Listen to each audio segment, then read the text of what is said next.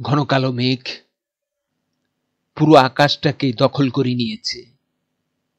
সূর্য ঢাকা পড়েছে মেঘের আড়ালে।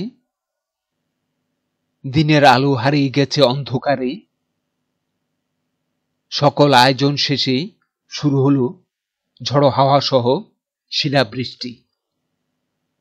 বাস চলছে ধীর গতিতে। আমরা বসে আছি যার যার আসনে। স্বচ্ছ কাঁচের বন্ধ জানালা দিয়ে যতদূর দৃষ্টি যায় আকাশ থেকে নেমে আসা বড় বড় শিলাখণ্ডের আছড়ে পড়া দৃশ্য দেখছিলাম। নিমিষে পিচঢালা রাস্তা খণ্ড খণ্ড বরফে ঢাকা পড়ল।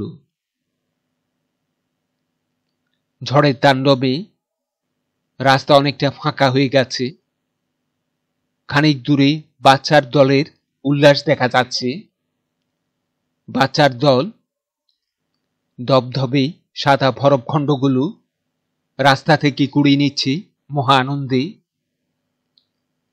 তাদের দেখে মনে হচ্ছে পৃথিবীর সেরা সুখী।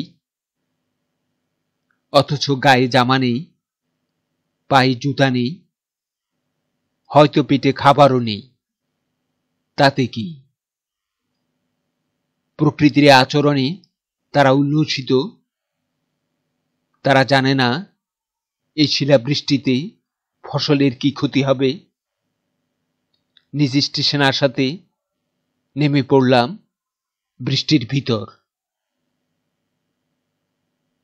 এক দূরে একটি দোকানে গিয়ে আশ্রয় নিলাম।